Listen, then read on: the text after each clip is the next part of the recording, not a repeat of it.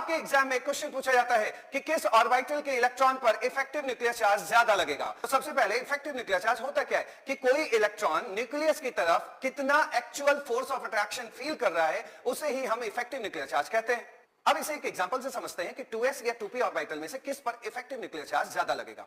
यहां पर देखो दोनों में शेल नंबर तो सेम है, तो फिर इसके ऑर्बिटल को चेक करो और इसके ऑर्बिटल को चेक करने पे पता लग रहा है कि एक s ऑर्बिटल का एग्जांपल है और एक p ऑर्बिटल का एग्जांपल है। हमें पता है कि s ऑर्बिटल न्यूक्लियस के पास होता है और p ऑर्बिटल थोड़ा सा न्यूक्लियस से दूर होता है, तो इस तरह 2s पर इफेक्टिव न्यूक्लियर चार्ज ज्यादा होगा एज कंपेयर टू 2p।